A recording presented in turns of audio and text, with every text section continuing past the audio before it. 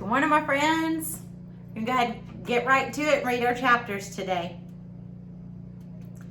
Today we are reading chapter 6 and 7. Chapter 6 is daydreaming. Mrs. took attendance. Attendance is when you say, I'm here, except for if you're not here, then you have to be quiet. Also, we said, I pledge allegiance to the flag of the United States of America. That is called opening ceremonies, I think. After that, we sat down and Mrs. passed out our workbook. She told us the pages to turn to.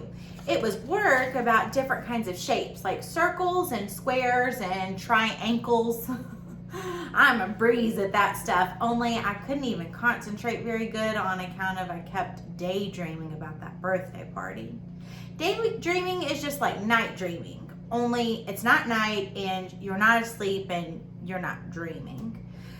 I kept on thinking about how everybody was going to be at that party, only not me. I was the only one in all of room 9. I wish Lucille and Grace weren't going too, I thought just to myself, because that would be nice sports of them. After a while, I tapped on Lucille. You are my bestest good friend, I told her. Lucille smiled at me. You are my bestest good friend too, she said. I touched her new dress. You look very precious today, I said. Lucille flipped herself. Thank you. You look very precious today too, she said back. I touched her fingernails with polish on them. Wish you and me could be twins, I said. Me too. I wish you and me could be twins too, she said. Just then, my whole face got happy. Lucille, I just thought of something. You and me can pretend we are twins. And we can do everything just the same. And so on Saturday, you can come to my house and I will put nail polish on my nails just like you. And you will stay home from that birthday party just like me. Lucille didn't say anything back. I tapped on her. How come you're not talking, twin? I said. How come you're not saying anything back? Because I want to go to the party, that's why, said Lucille. I did a huffy breath at her. Yes, Lucille, I know you want to go to the party, but now you and me are twins, and twins have to do everything just the same. And so if I don't go to the party, then you can't go to the party too, on account of that's the twin rules. No, it's not, said Lucille. My cousins are twins, and one is a boy and one is a girl, and they don't do anything alike. I jumped up from my chair. Yeah, only that is not the kind of twin I want to be, madam, I yelled. Mrs. snapped her fingers loud at me. Sit down, she hollered. Just then, that Jim that I hate turned around in his chair, and he laughed real mean at me because I was in trouble. Turn around, you fatty head, I said, only he did not turn it around, and so that's how come I had to run to his table, and I'd turn it around for him. Jenny B. Jones, shouted Mrs. What are you doing? I'm just turning around his fatty head, I explained. Mrs. hurried to where I was. Then she took my arm and she marched me into the hallway. She pointed to principal's office. Go, she said real angry. I did a gulp. Yeah, only I'm not supposed to go there anymore, I said. Because me and Mother had a talk about it, and she said for me not to get sent there again. Mrs. face got red as a tomato. She started counting numbers. 1, 2, 3, 4. And so that's how come I hurried up and walked. Because teachers who count numbers are the scariest kind there is. You don't know any teacher who counts numbers, do you? Chapter 7, My Story, this time by Jenny B. Jones. Principal is the boss of the school. He lives at the office. I have to go there when I am unruly. Unruly is the school word for not being ruly. There is a typing lady there. She isn't allowed to smile. Sit down, she said. She pointed at the blue chair. Yeah, only I don't actually like to sit there. Remember that? Because this is where the bad kids sit, and I'm not even that bad, I explained. I explained that to her every time that I go there. The typing lady leaned over the counter at me. She made her face look scary at me. Sit down, she said. I sat down. Then I pulled my frog jumper over my head so that nobody could see me. Pull your skirt back down, said the typing lady. Yeah, only I'm actually allowed to do this because I have on tights, I said. See them? They are green with little tadpoles on them. Just then I heard Principal's voice. Well, well, Jeannie B. Jones, what a surprise, he said. My mouth dropped all the way open. Hey, I hollered out from underneath my dress. How did you know that it's me under here? Because you can't even see my face. Lucky guess, said Principal. After that, I uncovered my head and me and him went to his office.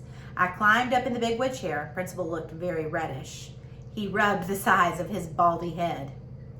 Okay, let's hear it. What's your story this time? He said. I sat up straight and tall. My Story This Time by Jeannie B. Jones. Once upon a time, I didn't get invited to a meanie boy's birthday, and I am the only one in all of room 9 who isn't going, and so that's how come I was moving today. Only Mother brought me to school very stiff, and then I was a buzzing bee, only crybaby William is a squealer, and Lucille won't be a good twin, and so then Mrs. yelled at me, and that's how come I had to twist that Jim's head, and so now I'm sitting here in this big wood chair. I folded my hands in my lap. The end. Principal put his head down on his desk. I peeked at him. Are you laying low?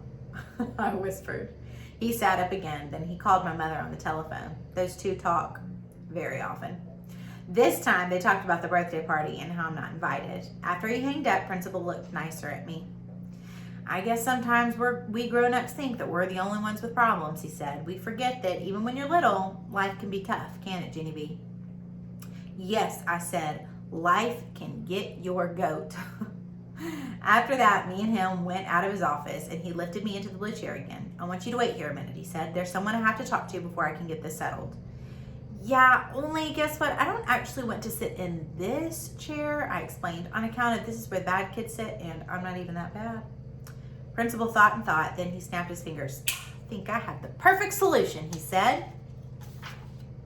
He went in his office and brought out a giant shopping bag. What if we hide you under here? He asked.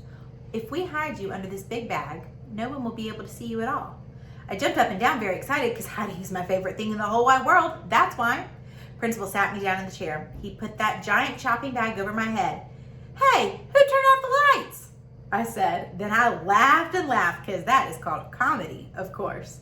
I bended my knees and pulled them underneath that bag. I hugged them real tight. Now, all you can see is the tippy toes of my shoes, I said, very happy.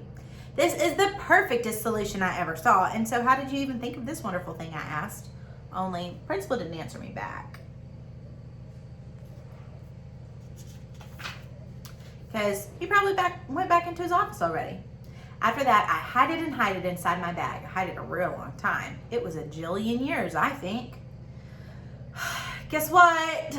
This is taking longer than a minute, I said from inside there. The typing lady didn't answer me. Yeah, only guess what else? My knees are very bended and squished in here, I said. And so this isn't good for my circulation, probably. Just then my legs started squirming all around because I was getting ants in my pants. That's why. Hey, doesn't anybody have any ears? Come get me out of here right now because I'm at the end of my rope in this thing. And plus also I'm getting ants in my... All of a sudden, someone yanked that bag right off my head. It was the scary typing lady. Pants, I said very soft. She took me back into Principal's office. And guess what? That Jim was in there. He was sitting in the big wood chair and Principal was frowning at him. Junie B., our friend Jim here has something that he wants to say to you. Don't you, Jim? Asked Principal. That meanie Jim didn't answer. He kept on looking at his feet. Principal tapped his fingers. We're waiting, he said. Then that Jim did a huffy breath and he said the words, I'm sorry. Principal raised up his eyebrows. Sorry for what, Jim? Tell Jeannie B what you're sorry for. That Jim stared at his feet some more. I'm sorry I didn't give her an invitation to my party, he said very grumpily. But your mother told you to. Didn't she, Jim? Said Principal. Your mother told you to give an invitation to every single person in your class, but you got mad at Jeannie B and you decided not to give her one. Isn't that right? That meanie boy did his shoulders up and down. I guess, he said real soft. Principal crossed his arms. And so what are you going to do now to correct the problem? He said. That Jim waited and waited. Then all of a sudden he got down from his chair and he holded out an invitation to me.